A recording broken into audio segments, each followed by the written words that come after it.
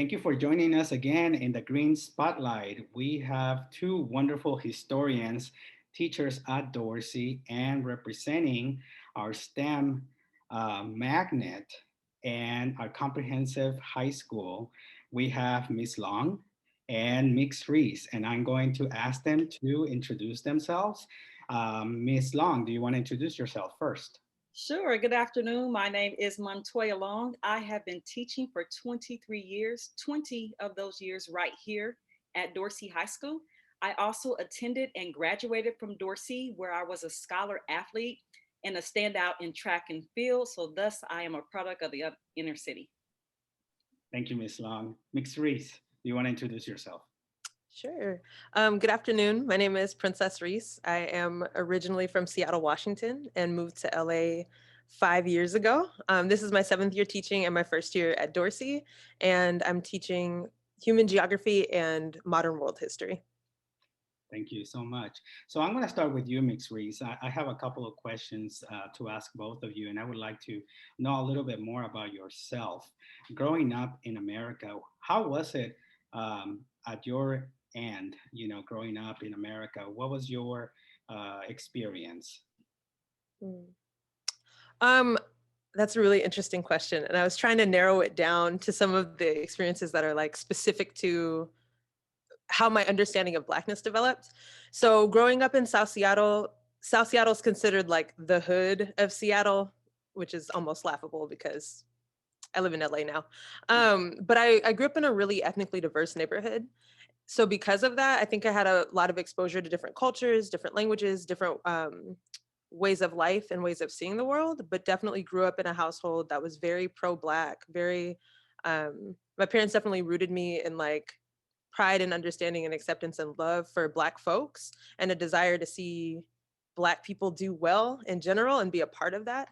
But because of the segregation of the city that I grew up in, I didn't have a lot of academic experiences around people of color because I tested really early into a gifted program. And because of anti-Blackness and all of the things that still plague our school systems, there were very few other Black students in my classes, in the schools that I went to. Um, and I feel like I really had to navigate what it meant to be a Black person that was really proud of being Black and really excited to be a part of Black liberation, but was not surrounded by Black people on a day to day in these spaces that felt really like important to my development. And I think I'm a millennial. I was born in 1993, which is really exciting. Like over the last 27 years, something that I've seen that's really shifted has been the acceptance of Black people as more than a monolith.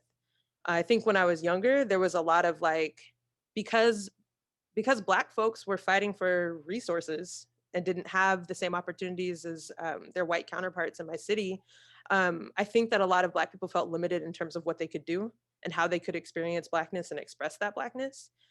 So I was definitely, I'm still a nerd, right? Like a huge Marvel fan. I love comic books. I am a queer person. I think I don't know. I'm just kind of like goofy a lot. And I feel like a lot of those things people tried to contain. There was like this version of Blackness that people said was the right way to be that.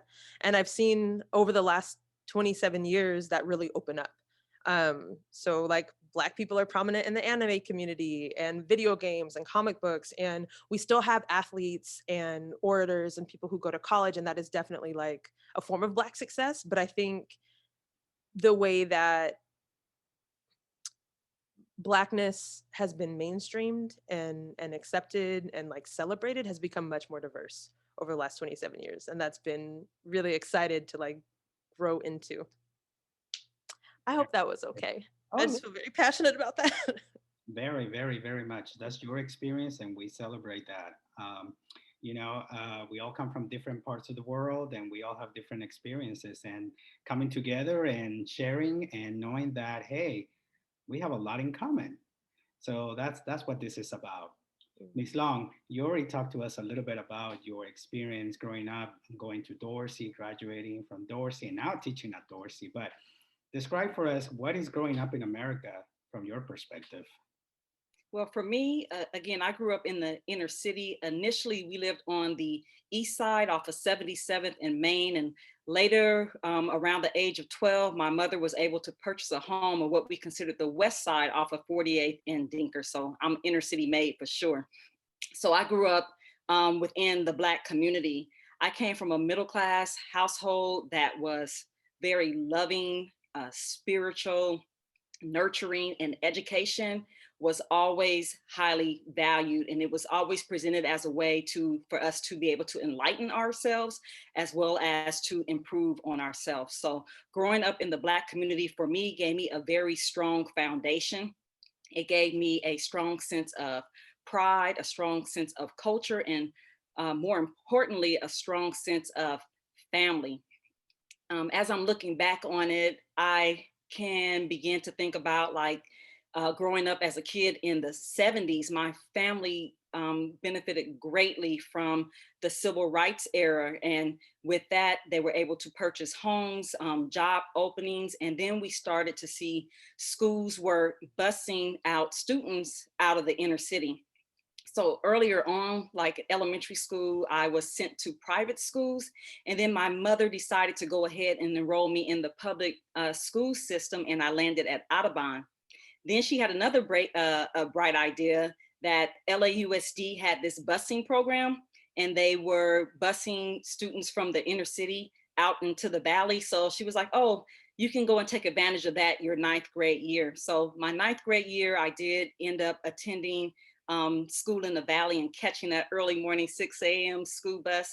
But I really had a strong desire to attend high school in the inner city.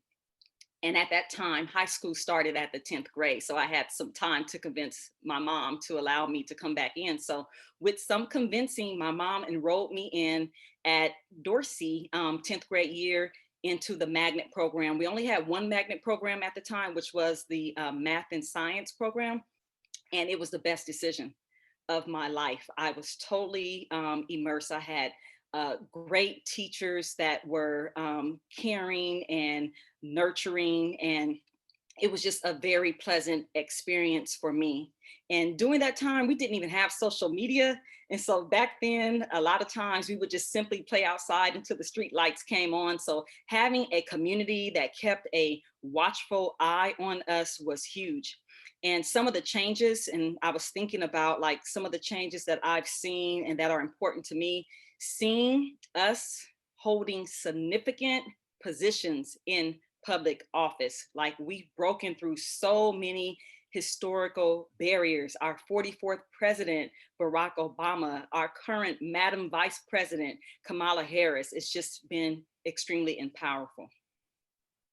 Man, yes, the things that we have seen, right? It is wonderful. History is just great, and we see this growth, and it really is pushing us to go further. And I'm just so glad to know that we have great teachers at the comprehensive school and at the three magnets that really are pushing for quality education, and your experiences are really helping develop, our students, and helping them go further than that we have, and further that they even think they could go.